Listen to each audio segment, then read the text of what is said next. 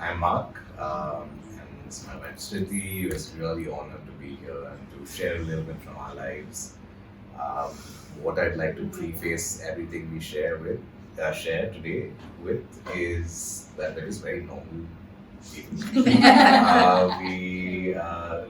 We grew up in Bangalore. I went to school close by. I went to college close by. She went to college in Koramangala, Christ. Um, so for us, I think that like it's just amazing to be back home. We're here visiting family, but it's just amazing to see communities like this. To just see people who are so free, where it's informal, where there's no sense of, I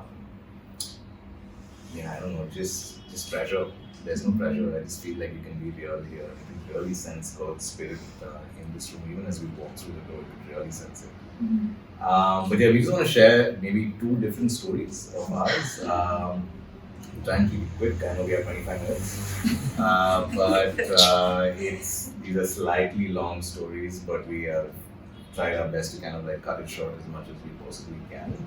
But yeah, we'll start with the story of how we met, and I'll just give you some context into like my life, just so that like, you understand where I'm coming from, and then just do the same thing as well. For me, I grew up in a missionary home. My parents were both missionaries. Grew up. Then I ended up, as I grew older, and when I was in high school, I ended up resenting church. I was just like, oh, this is just like I just saw so much of hypocrisy within the church that I was kind of going to, and I was just like, no, I want everything but this. So I was just like, forget it. Like I'm not gonna do this whole church thing. I'm not gonna do corporate thing. It's just too much of a hassle. So I went down my own, journey, I guess, with God, and I thought God wasn't in it, but He was very much in it. Got radically saved at 22 years old on 6th of May, and then my life just completely like flipped. That was a very different person. 22, I got saved. I was just like, I have no idea how to reconcile who I was with who I am today, because I just happened in an instant, and I'm just like, oh my gosh, I can't believe I'm saying the words that I think Jesus is real, because I was the other way where I was just like, no, I don't think Jesus is real.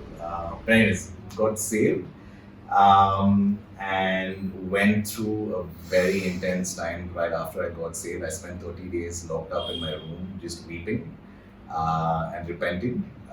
I didn't know why. I would drink bottles of water and cry, and I would just read the Bible. And God said a lot of things in that 1 month that has still held me in good stead. But just a little bit about me, we'll come back to it. For me, I was raised in a Hindu family. We are Hindus technically, but my parents actually encountered Jesus when I was 2 years old. And for me, it was like I grew up in a Christian home because I was pretty young. I still remember we were in Chennai, I went to a Pentecostal church. Like your proper Pentecostal, right? Like white, no jewelry and all that. It was a beautiful time. Then over the years, I think for me, I had this. My first experience with the Lord was when I was 6 years old. And it was at a church camp where I received fire. Like I literally saw fire and I felt fire around me, and I started speaking in a language that I did not understand or know. I was 6. I hadn't heard of this before in my life, and from there I really started believing that Jesus was real and I could talk to Him. He was my friend. However, I went through my own journey as a teenager and walked away from the faith, like similar to Mark, but in a different way. Start questioning. Again, it came from a place of being hurt by people who are Christians, and start questioning, oh God, if your people are like this, I wonder what you're like, and maybe there's some other part to truth that I need to figure out. And I was pursuing that. That's when God met me again, and that was a radical change for me in my life and my walk with the Lord.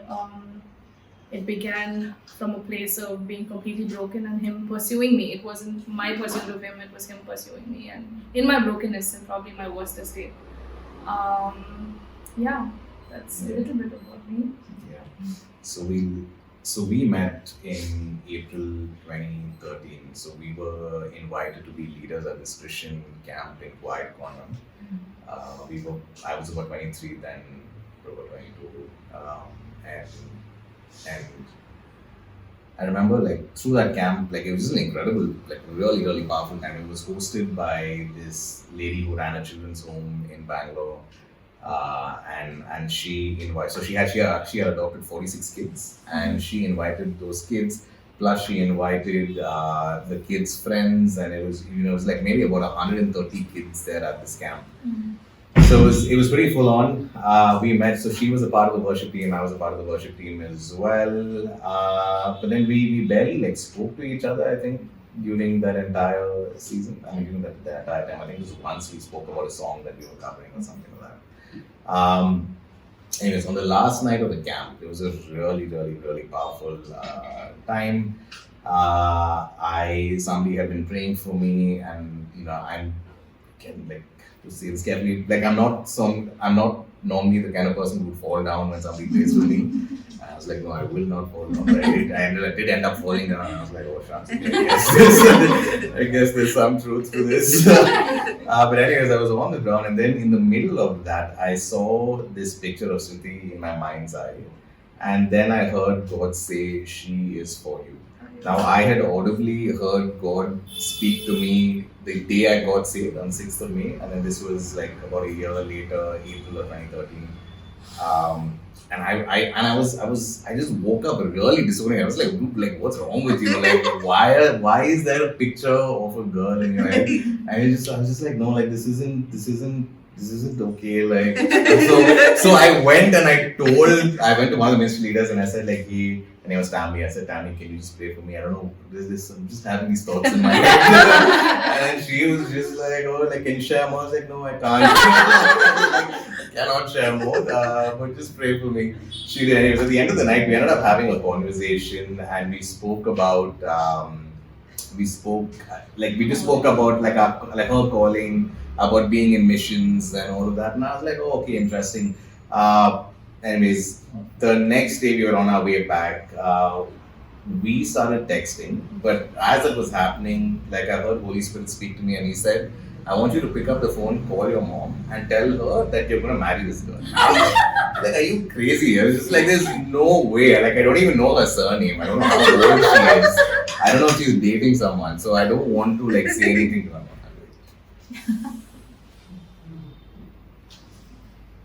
So, so that happened, and as the Holy Spirit was saying that, like my mom called. I was like, no, I'm not picking up the phone. So we were on our way from Quiet Corner. We were coming towards Mysore, and I didn't pick up the phone. I was like, I'm just not going to do this. We finally reached KFC, the KFC right after Mysore, and right after Mysore.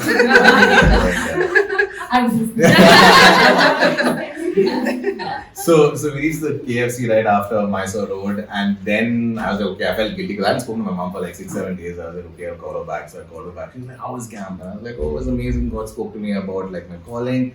He also spoke to me about something else. And she was like, what was it? And I was like, I'm not going to tell. Then I chickened out. I was like, I'm not going to tell you. I said, I'll come back to Bangalore and then I'll tell you. And then she was like, why do you mention it? There's no need for you to like say anything. You just kept you should just kept quiet. So anyway, so I came back home, and I remember I was like, so my room used to be on the first floor and my parents' room was on the ground floor. So I went in, and my mom was like, so what do you have to tell me? She was like, I was like, no, nothing, ma, forget about it. And she's like, no, tell me. I was like, no, I'm not going to. I was like, it's nothing, it wasn't anything. Because I was just like, no, you're just crazy. We had continued texting, but we had made plans to meet the next day. Anyways, so as I was talking to my mom, again I heard God say, like, just tell your mom. I was like, I can't, like, let me at least meet her one time, like, get some more context, and like then I'll tell. And then she was like, and then the Holy Spirit was just like, just tell her. So I was like, no, and I climbed up the stairs, and then God said, just go back down and tell your mom this. I was like, okay. So I went back down, and I said, Ma, and my dad was there as well. I said, I was talking to both of them, and I said, okay, so I met this girl. Her name is Srithi, and I think I'm going to marry her. And mind you, a week before I went to camp, I was about 22 or 23. I had told my parents, I'm not going to talk to you about marriage until I'm 30. So I will see you in 7 years. Grandkids and all of that can wait when I'm 30. Or getting married at least. And then and my parents were like, what? And then they were like, how do you know? I said, no, like God told me. And they were like, oh, okay. And then they said, okay, if it's really God, we'll pray about it. Let's see what happens. And so anyway, so we met the next day. We went to Sanctuary, I think. As you do. I've never been there actually.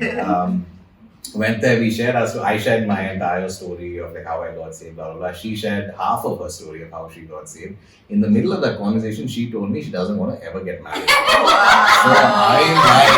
I'm like, oh my God. Like literally, I was like, God, you said this. But then again, it's one of those cheesy things. That's why I didn't want to be that cheesy Christian guy who said, no, but God told me. No, I'm not going to say that. I'm just going to like keep my mouth shut. I was like, God, if this is really you, you will say something to her. And I don't have to say anything to her. Anyway, so she shared that. The next day, she hadn't finished the story, so we made plans again. We went for a drive. And then she continued like sharing her story and all that. In the middle of that, she is talking. And I'm listening, like I can listen to like Holy Spirit talk to me, and he's saying, tell her that you like her. And I was like, are you crazy? Like she just said she doesn't want to get married. I was like, I'm not gonna tell her. He's like, just say it. And then she's going on, and then all I could hear, I'm having this dialogue with the Holy Spirit on the inside. She's saying something like on the outside, and then she said, and that's why I don't want to ever get married. And I was just like, I missed it all. Yeah, exactly. Exactly. And then I was just like, okay, I'm not going to say it. Obviously, I'm not going to say it now. She's already told me where she kind of stands with this. And then I heard God say, just tell her. And then I told her, I said like, hey, listen, I like you, but I don't want a yes from you. I don't want a no from you. I just want you to pray about it. Because in my head, I'm just like, if you are saying something to me, you'll probably say the same thing to her. So I just said, I'm not going to say like God told me and all of that. It's just like, yeah, it's just a little too much. It's too cheesy for me. So I was just like, so I just said, hey, listen, I like you. I don't want a yes, I don't want a no. Just pray about it, and then let's see what happens after that. Yeah. So for me, I was taken aback, obviously, because I didn't expect him to say that. And my context was around that time I was on my way to Australia actually. I got into Hillsong for the worship course, and the fees was paid. I was just waiting for my visa to come. But around that time, God also started stirring my heart for missions, something that I had as a kid as well growing up. And He was reminding me of that through dreams and different things. And in my head, I was like, if I want to go serve here, that God is showing me, like, there's no way, like, an Indian guy is going to be okay with that and come with me. Oh, come, let's go. So I was like, I don't want to be, like, restricted. I don't want to be stifled in any way. So that's why it wasn't about him. Like, I didn't want to reject him, but, like, just the idea of marriage and what it could do to me in the Indian context. So that's why in my head, I was like, no, I don't want to get married. And I told my parents as well before camp that I'm not going to get married. I don't want to get married. I want to go serve here in missions after Hillsong. So when we agreed to meet, I was just like, hey, he sounds like a great guy. Like, I've had guy friends before. It's like, yeah, sounds like a great friend. Like, he'd be a good friend. That's why I agreed to meet. I didn't like read between the lines or anything that he was, really had something going on with him for me. And then when we met and he told me he liked me, and in my head I was like, oh my gosh, this is what I did not want to happen. So I came back home, I just forgot about it and brushed it away. I didn't think too much. The next day I was doing my prayer time before leaving the house, and I remembered our conversation, and I was like, oh gosh, like, God, please give me the right words to turn this guy down politely. He seems like a great guy, I don't want to break his heart. Because in my mind I'm like, it's a no, I'm not getting married. And that's when I sensed God say it's not a no, it's a yes. And I wasn't ready for that. That was not my plan. I was like, this is not fitting in my 5-year plan, so I can't do this. And then God said, go to John 10:10. And that verse I know by heart because of Sunday school and all that. And so I was like, yeah, I have come that you may have life. And I heard God speak. And it was, for me, hearing God is a very audio-visual experience. It's hard to explain it. I hear and then I see the letters come alive. So for me, it was coming alive in fire. Fire is another way that God really speaks to me as well. So imagine like somebody Like in these Tamil movies, they have the titles coming out in fire, right? It was literally that. So that's exactly what happened. The titles coming out, the verse came out in fire. What was and God said, "You are meant to share that life in abundance with Mark." So I was like so disoriented after hearing that, and I shut my Bible. I walked out of the room and I just left the house. Like I didn't finish praying, nothing. I was like, no, I was not ready for this. Next day, I go to my usual quiet time place, and I'm like, oh, it's scaring me. I walked off. I literally walked off. I didn't. I was running away literally. And then before going to bed, there's something in me that was like, you know, that thing you feel when you haven't spent time with God. And I was like, oh my gosh. Okay, let me at least open my online devotional. That time there was this thing called Girlfriends in God. I don't know if any of you subscribe to it. You get a mailer every day with the verse and everything. So I opened my online devotional and the verse for the day was John 10:10 again, right? So I was like, okay, I'm not gonna do even this. So the rest of the week I was just godless, I think. No, he was still with me. But I refused to do my quiet time. That Sunday I go to my church. I was late for worship and my pastor never does this. It's very out of character for him. He comes up on stage and he says, I came prepared with a certain sermon, but during worship, God changed my heart. And I think someone in the audience needs to hear this. I'm going to be speaking from John 10:10. So I was like, wow, the lengths would go. So I said, okay, God, I give up. This 3 times now. This has to be you. But for me, I still needed a sign. I was like, you have to open a door for my parents to know about this first, and they should gladly approve.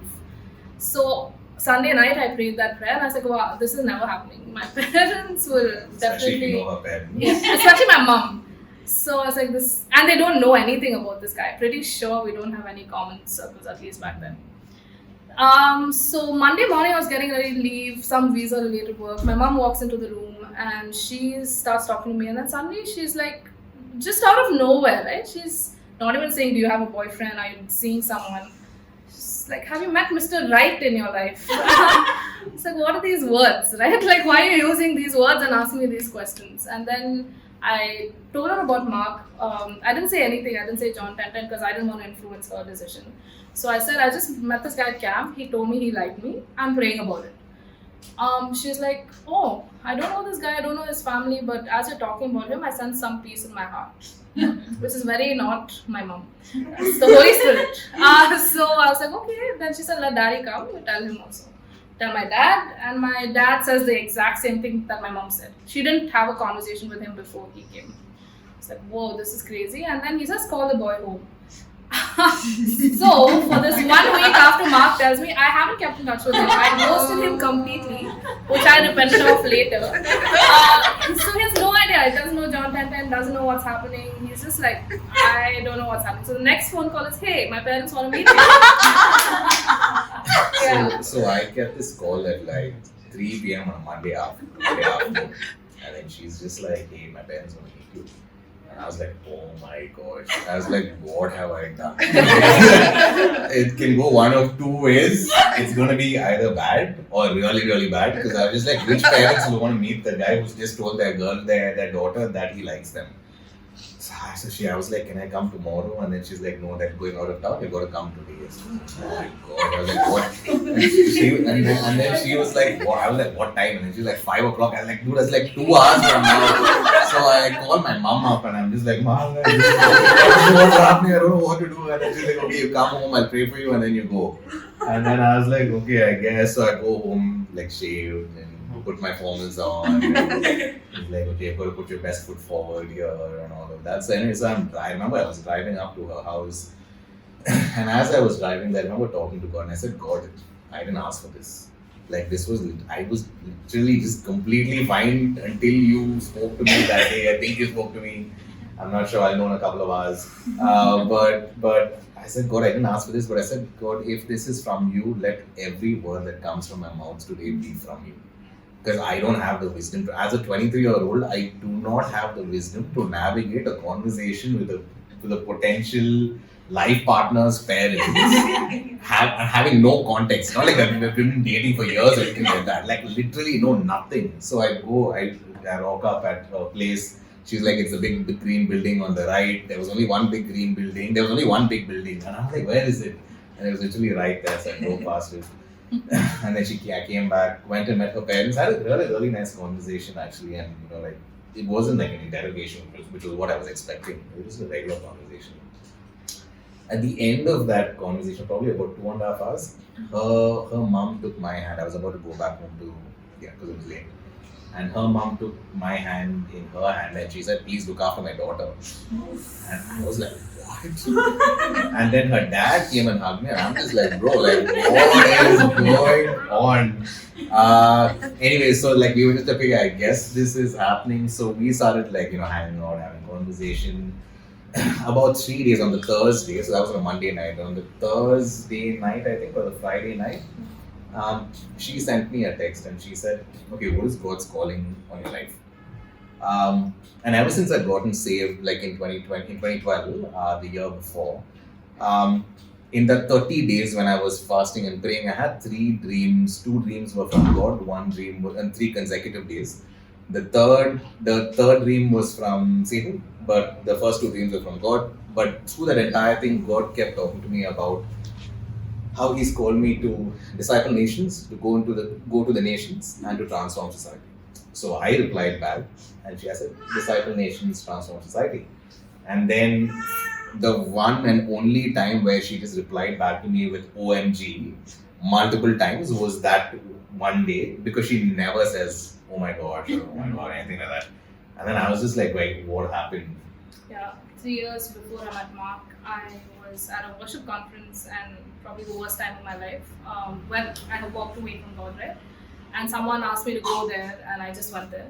And this guy who has no idea who I am, he walks up to me and he starts speaking into my life, prophesying, calling out things that I had been through. Felt like he was in the room, right? Like clothes I was wearing, people I was with. It was specific, very specific details, and I was shocked. And then he says, God is not telling me this to shame you, but to say that everything you think you lost, He's restoring. And then he says something which blew. He said a lot of things, but he said 3 years from now, you'll meet the man you're going to marry, and he will be called to transform society and disciple nations. Like, those are the specific words. And I laughed that time because I was like, yeah, no way this is happening. And I forgot about it. So even if you look at where I've written that thing down, that marriage part, I just skipped because I didn't want it. I was like, this is not for me. And 3 years later, exactly 3 years later, I meet him. And when he said that word came back to life, and I was like, I cannot believe how God, even when we forget, He remembered every word that was true.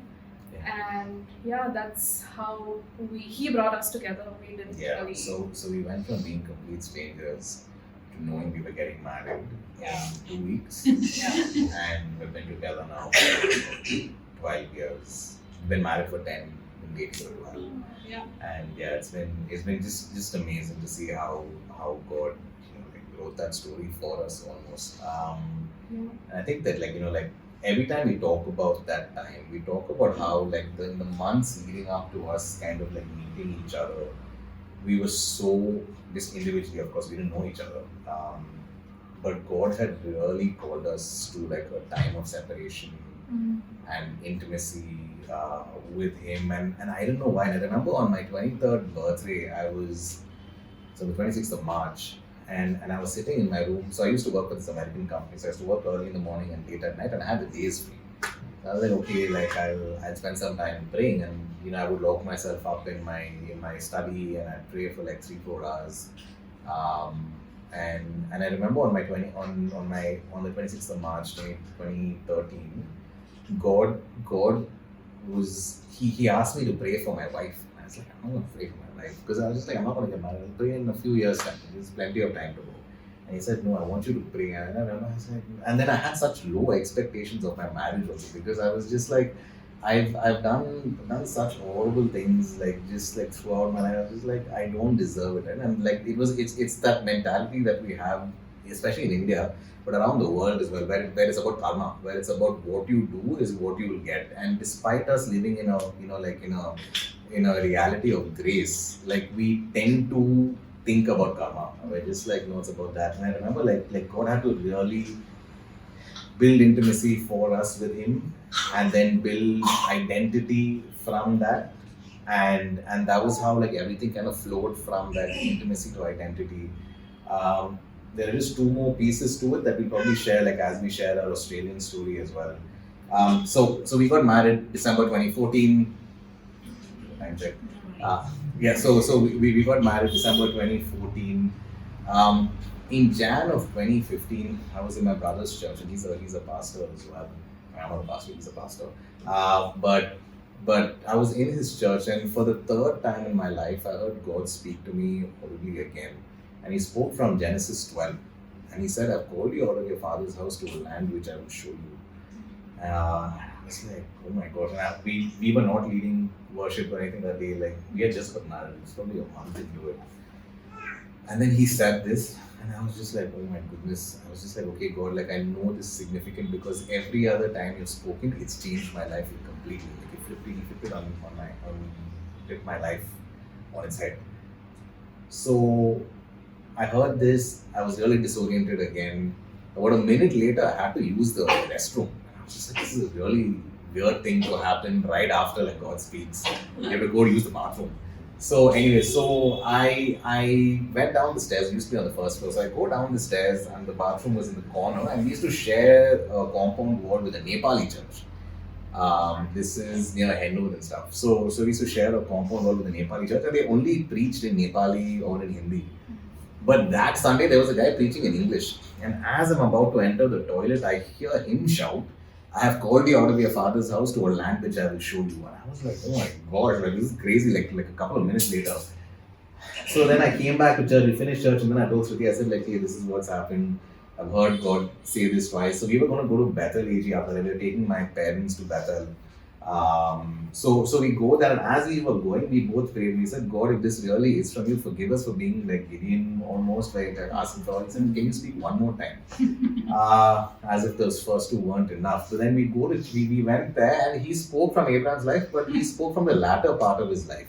But right at the end, he said, for some people here, like God's calling out of your father's house to a land which He will show you. And I was like, what is going on? Anyway, so right after that, we got into mission. So we both ended up working for this Christian organization. She was running the project that worked towards the empowerment of single mothers and their children. I was working with the missions organization. So we assumed that we would either go to Africa, to like Southeast Africa or Southeast Asia. So we were praying about Cambodia, we were praying about Vietnam, we were praying about Thailand. Our mentors, our missionaries in Thailand. So we were like, okay, maybe we'll go to Thailand. Or maybe we'll do Kenya or Uganda, Rwanda, one of those places in the southeast sort of part of Africa. So we were praying about that. And then in Jan 2018, we heard, we met this family friends of Srithi's who they reconnected with after like 20 years or something like that. And they had just like, come back, and they said, oh, like, we'd love to have lunch. This was on New Year's Day 2018. And then that uncle who was there, he said, oh, why don't you guys consider moving to Australia? We were like, Australia? I was like, no, we're not going to move to Australia. Then he said, no, we're praying about these places, can you be praying for us with it? And he said, no, think about Australia. And we were like, no. About 3 weeks later, there was another family friend of theirs who came, and we were spending the night at her parents' place. And he said he was moving to Australia the next day. Like his wife had already gone and he was going. So he said, why don't you guys consider moving to Australia? And then we were closer to him. So he said, like, Mali, just like Mali, like we're not going to move to Australia. Just pray about these countries. So he was like, no, think about it. He was like, no, dude. Then about a month after that, there was another family friend of ours who came from Sydney, and this is in Feb 2018. And they said, that uncle, Raj uncle, he said, oh, you guys should consider moving to Australia. And we were like, oh, I don't know, like why are we hearing Australia like so many times? So I remember on a Saturday morning, she used to take vocal classes for like a kids choir. So I had to go get some notes photocopied for Srithi. So I was driving the car, and I remember as I was in the car, I was talking to the Holy Spirit, and I said, Holy Spirit, like, if this is from you, if you want us to go to Australia, I want you to give me a sign. So I parked near Christu Jayanti, walked up to like this photocopy shop over there. I give this guy the notes, and I'm just kind of spaced out. And it was just like, it was early on a Saturday morning. So I remember I saw this signboard that had been thrown away underneath the staircase. And the signboard said, "Move to Australia." And it was an advertisement for like a study abroad program, but the headline was, "Move to Australia." And I was like, oh my gosh, like this is crazy. And I literally just said that prayer. A couple of nights later, I was alone at home. Nolan was probably about 3 months old, I think, at that point in time, maybe 4 months old. So I was really glad to have like a night to myself because she was staying at her parents with Nolan, and I was like, my gosh, I can sleep tonight. I'm just gonna like make myself a burger. I'm gonna play FIFA, and I'll be fine. Played FIFA, made my burger, couldn't go to sleep. And I was like, God, you give sleep to those whom you love. Why aren't you giving sleep? Anyway, so I couldn't sleep. I opened my podcast app, started playing like a bunch of sermons, and I just kept playing through the night. But it was very lucid sleep. At about 6:30 in the morning, and it's 3 years from 2015. So at 6:30 in the morning, I wake up to this pastor who's preaching, and he was preaching from Genesis 12. I've called you out of your father's house to a land which I will show you. I was like, God, I remember that. I remember Genesis 12. I said, God, if there's only a way you can show me that you want us to move to Australia. And I went back to sleep. I woke up at 7:27, and I remember I pressed the home button on my phone, and I saw my notifications from the last hour. And the latest one was this email that I got, and the subject line was "Move to Australia." And it was for a study abroad program. So now I'm in marketing, so I know how these things work. I know that they track your cookies. I was like, no, I haven't been looking up Australia, but how did you guys get it anyway? So I opened the email. The email was this was in Feb 2018. The email was for an event that had finished in December 2017. Whoa! So 2 months ago, the event's over, and I'm getting an email like 2 months later in that 1 hour window. And I was like, bro, this is you, God. So anyway, so then we were like, okay, like maybe we'll consider Australia. So we spoke to an immigration consultant. He said, oh, you've done your MSW. That's amazing. If you've done your social work, like you are eligible for a PR. You're like, what? Because the entire time she did her MSW in Christ, I just whinged. I was just like, why are you doing this stupid course? Like she would be at all of these in these communities till like 7 o'clock in the night, 8 o'clock in the night.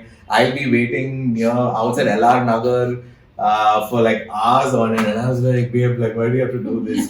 We had no idea. And anyway, so then he said you're eligible. So then we started the entire process. And then COVID hit. Australia closed their borders. We were like, okay, I guess like I don't know what's gonna happen with this now. And then in 2022, I think we had another baby, but then and Nora, and I personally gave up on the Australian thing. I was like, oh, like Abraham, maybe when we're older or something. And I was like, I just want to, because every decision we have to renovate the house. Oh no, but Australia. We have to get a new car. Oh no, but Australia. So I was fed up. I was fed up of putting things on hold, and I was like, you know what? If it has to happen, it happens. That's it. And then I think 2022 of Jan, God started stirring our hearts again for Australia. And this time we're like, okay, God, we want to seek you intentionally. What is your heart for Australia? Why are you taking us there? Is it still part of your plan for us, or is it just something we're like imagining? And then God started stirring our hearts saying, I'm taking you there for revival in Australia. And I was like, why? Like India has so many things that needs to be done here, right? But anyway, we felt led to start praying towards it. And Jan, I remember we were just pacing in our living room every night with the kids. Yeah. He would carry Nolan, I would carry Nora, we'd play worship music, switch off the lights and just pray in the nights, worship in the nights, do communion, break bread together. And for 1 month almost we did this together. And I think in Feb 2022, I have no idea what happens. We get an invitation to apply for a visa. And we're like, oh wow, this came out of absolutely... We didn't know about that happened to me. May 2022, sorry, I always give my timelines on. So I was like, okay, this is definitely God leading us towards Australia in some way. And so anyway, it was from New South. It was an invitation to live in New South Wales. Only we assumed we would live in New South Wales because her uncle and aunt live in New South Wales. So we were like, okay, we can go to Sydney and we can stay there. We have family there. Blah blah blah. We were so close. We were like an hour away from submitting our application on their Immigration Australia portal, and then our application disappears. From the portal. Yeah. And we're like, so we call up tech support, we call our immigration agent, and they are just like, we've never seen this. So we called up Immigration Australia, and then they said, oh, we look for it.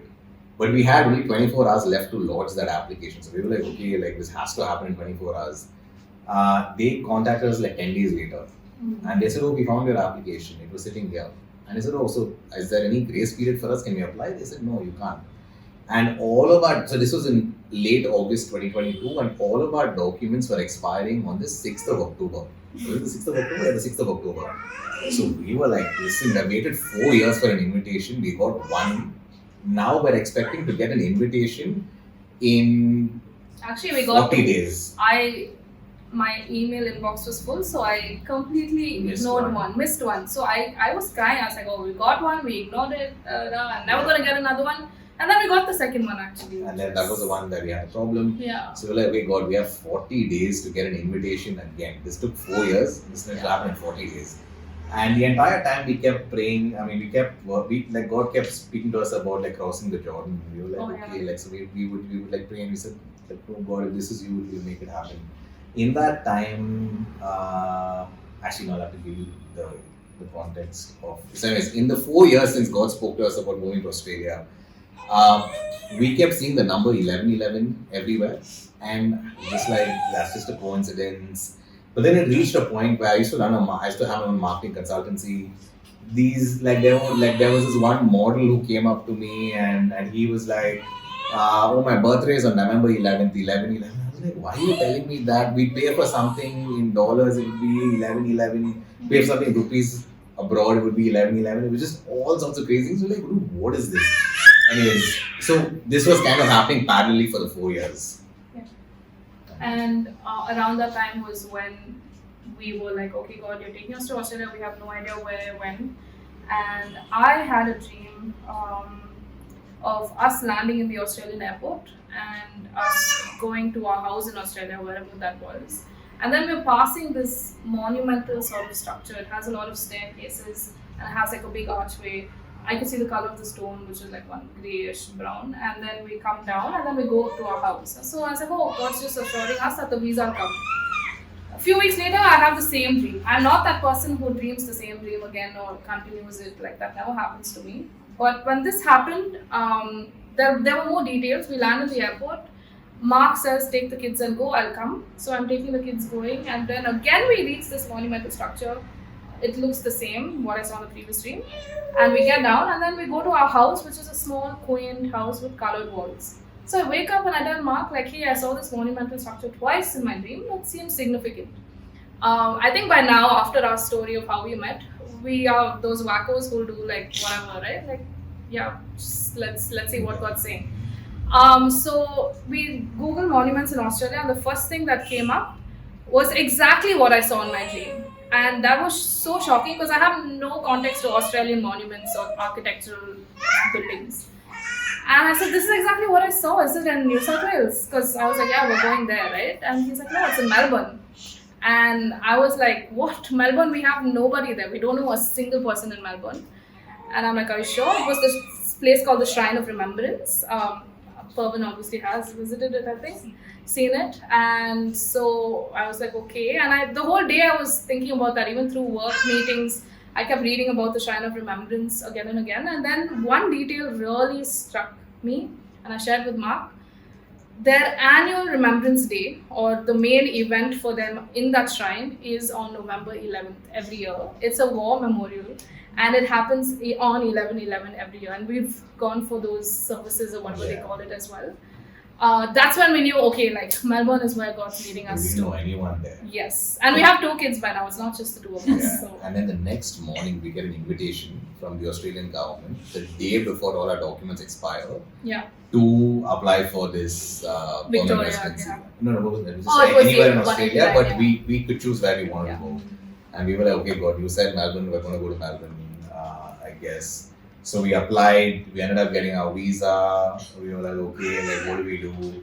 We knew just one Australian couple. We reached out to them. They used to be missionaries in In Bangalore. Bangalore, so they were in New Zealand. So I called up. His name is David. I said, David, listen, like this is what's happened. Do you know anyone who lives in Melbourne? And he said, oh, funny story. We've moved back to Melbourne. So he said, you can come and stay with us for the first few days. We'll get you sorted. So we said, okay, first 5 days are kind of covered. So anyways, we landed. We landed in Australia, and like her dream, she went with the kids and the lady. I went with the guy in his car, and we go inside their house, and their house, Where we were staying. yeah, but like the granny flat at the back, which is like a separate unit. We go inside, and the walls are colored walls. Yeah, it's exactly. And we were just like, oh my gosh, like this is crazy. Then we went for a walk, I think like our second day there, and I had a photo. So we came back and we were about to enter their house, and I passed maybe my phone around. But this is what we saw outside their house. That was their house number. Which we didn't know because they didn't give us. Yeah, they didn't give us the address because they said they were going to come pick us up.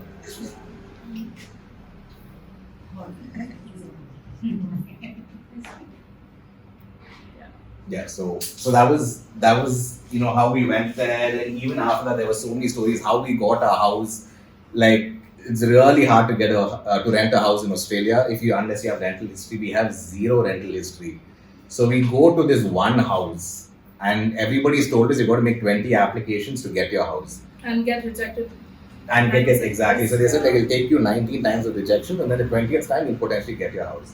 So we go to this house and we're like, oh God, we really like this house. And then we look at the thermostat as we were leaving, we were doing the inspection, and the number was 11. And we were just like, oh my, we were okay, I guess this is it, God. And then we did the only one application. We ended up getting the house. And then like that's where we stay now. That was where Pervin came and saw us. Yes. So yeah, that's like our story of how we got there. Like what God's been doing there has been like even crazier. We have started like a young adults fellowship there. We have seen people like students give their life to Jesus. Like there's this one kid who's like from Hong Kong who's a Buddhist who gave his life to Jesus. Actually, we weren't also directly involved. It was one of the young guys we started the fellowship with. Yeah, so just three of us at the start, and then he witnessed to his friend who was this Buddhist guy, and he ended up giving his life to Jesus, and he's so on fire for Jesus. He's so on fire for Jesus. And then God brought the church community alongside us. Pervin visited our church, which was so beautiful, even how that happened. Yeah. And he opened doors for me to start a mums group there through church. And God's brought mums from Islamic backgrounds, from Bangladesh, from Vietnam, Buddhist backgrounds. So it's a very mixed community, and they're hearing the gospel for the first time as well. Not directly, but through over a cup of coffee, through the relationships, and they're asking for prayers. They are seeing miracles that they've never seen before. And even when I was here, one of the mums texted me and asked for prayer. She's Muslim, she's completely Muslim. So it's wild actually, even for us to think of how God worked through all of that. Sometimes we pinch ourselves. We are as much spectators as you guys to our own lives.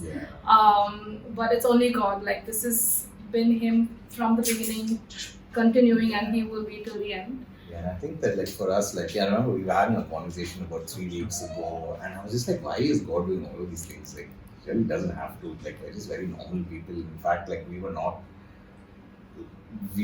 like the typical sort of Christians, I guess, especially when we were in college and stuff. But then I think it just dawned on us that like God He just really likes us. And we're just like, but He really likes all of us. Like that's the thing, right? So like for us, like our main thing is it's just like God. If only we lived in that reality that God actually loves us. Yeah. And it's not just like, you hear God loves you, and then you hear it so often that it loses its value. And I'm just like, first let me start with the fact that I believe that God likes me. Then we'll think about it. I know He loves me. But for me, in my heart, it was really hard to reconcile the fact that God would like someone like me. And then the other thing that for us that we learned through this entire journey is that when you you might sound crazy to people, like even when we say these things, sometimes we're just like, do we sound crazy? Like, are we those like crazy people who are saying these things? We probably are. We probably are, but it's fine. We're just like, so like we've seen, like, John 10:10, what God spoke to her when we first met about abundance. All of that was unlocked because of obedience. Like, the only thing that unlocks abundance is obedience. And just to preface that, I think sometimes our walk with the Lord, to obey His leading, we fear taking those steps, thinking, what if I get it wrong? But actually, He loves us too much to even say, oh my gosh, you got it wrong, like I'm going to punish you, right? That's not how He works. He loves us enough to stop it when it's not of Him. But it's up to us to take that step into whatever He's calling. So, and for us, a lot of the steps we took, we knew it was Him only after taking it. So that was something we learned as well. Like, on the back of our obedience is when we realized, oh my gosh, that was actually God. Because halfway through we were just like, is this really God? Yeah. Are we like, are we crazy? Yeah. But it was God. It was just like, oh, like, like, and even if you get it wrong, it's fine. Like, like the worst that, like, it's like the reward is far greater than like the price of like making a small mistake, I would say. So yeah, like, like, if there's anything that we can leave you with is just, like, you guys have been doing the Book of Acts. Like, you've seen people do radical things in the Book of Acts. Like, we are just very regular people. I work a corporate job. She's a social worker. And you don't have to, like, give up everything and that's the only way God can use you. You just literally, like, like, whether it's in your community, your neighbor next to you, whether it's in the city of Bangalore, whether it's for India, whether it's for the nations, whatever it is, we've all been called to different places, but just take a risk. And then, like, I think that, there are good things on the other end of obedience. So, that's it. Thank you so much. Yeah, thank you for